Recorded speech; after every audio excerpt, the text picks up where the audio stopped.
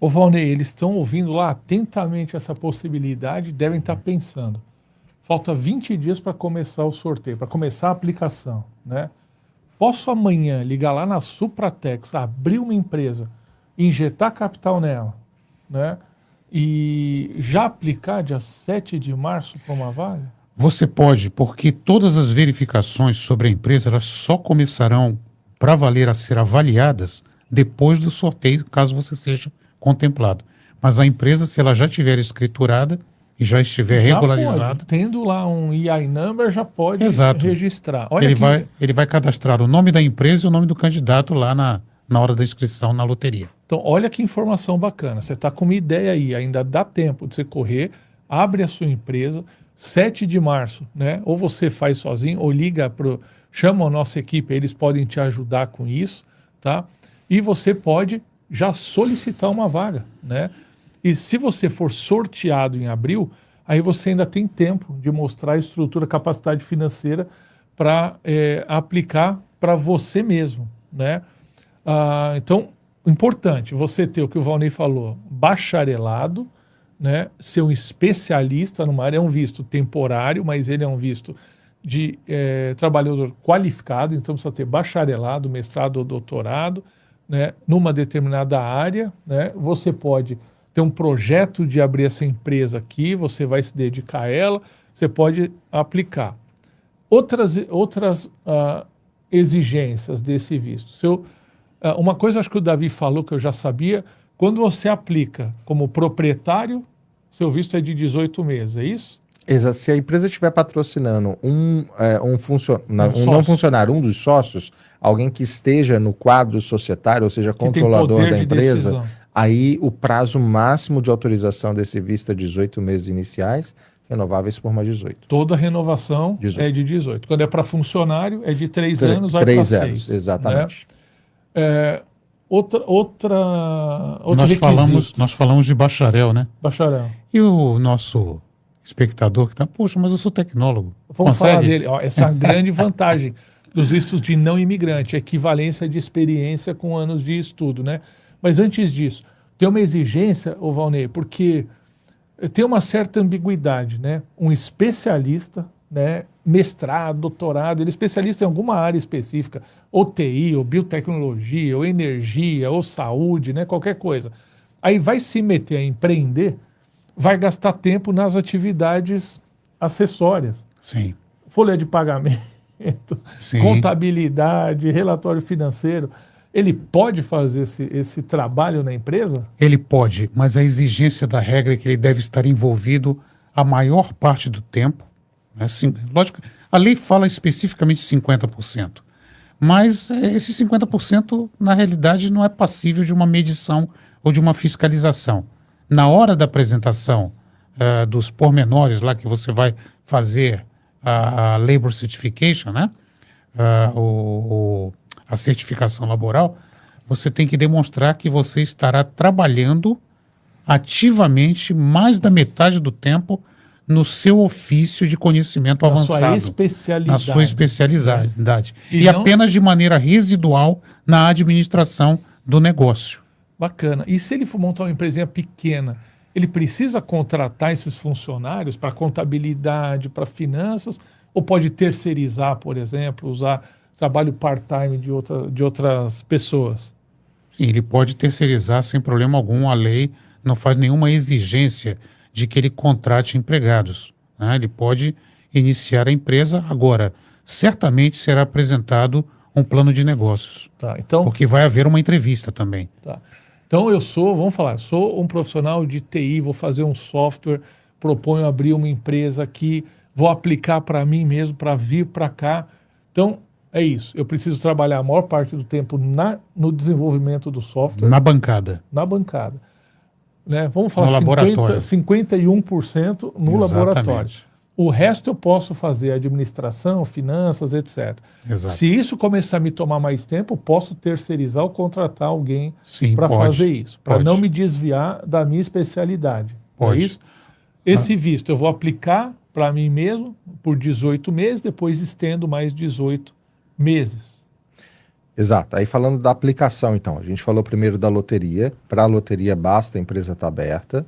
Depois a gente falou da autorização da LCA pelo Departamento de Trabalho.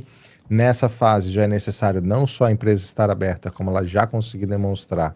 Se ela já é uma empresa existente, apresenta os balanços, demonstra a capacidade que a empresa já tem de contratar um novo funcionário. Se a empresa é nova, demonstrar que tem caixa para poder manter esse funcionário e as atividades da empresa. Não basta ser só o caixa do salário. Tem que demonstrar a capacidade de pagar as contas da empresa também ao longo do período. E depois de aprovada a LCA, a última fase, que é a aplicação do I-129, é esse onde o candidato especificamente vai ser aprovado para aquela vaga. A vaga foi sorteada, a vaga foi aprovada, agora é a fase de aprovação do candidato. Essa é a parte mais delicada porque, de fato, é a análise, no caso da USCIS ou do consulado, porque geralmente esse processo é consular, né? Se a pessoa não tiver, que faz esse processo através do consulado. E ali, sim, se a empresa já existe, é um pouco mais simples, é um pouco mais fácil. Tem a vaga lá técnica aberta, vai ocupar aquela vaga, tem menos mistério. Agora, se é uma empresa que está começando, aí começa um nível de exigência um pouco maior. Primeiro, precisa apresentar o que essa empresa vai fazer. Então, um bom business plan para essa empresa é essencial. Sem ele, dificilmente vai haver uma aprovação. Segundo, demonstrar de fato a necessidade daquele profissional para que aquela empresa possa existir, não apenas como dono, não apenas como proprietário. Se não conseguir justificar que o papel dele é essencial para o resultado daquela empresa que se espera, e aquela empresa de fato tem que ser uma empresa que de alguma forma vai trabalhar algo técnico, não adianta ser uma empresa de trabalho trivial aqui nos Estados Unidos, porque dificilmente teria aprovação num consulado, numa entrevista. Se a gente conseguir demonstrar que a necessidade daquele profissional para o funcionamento daquela empresa, veja, ainda que ela não tenha nenhum funcionário, ainda que seja ele o único funcionário daquela empresa que está começando, ele ainda assim pode ter aprovação.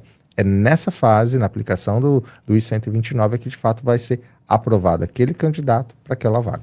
Ou seja, a coisa está parecendo complicada, de fato é, mas repara como tem muita coerência na lei, né? Toda a lei, às vezes, ela vai ficando complexa, né?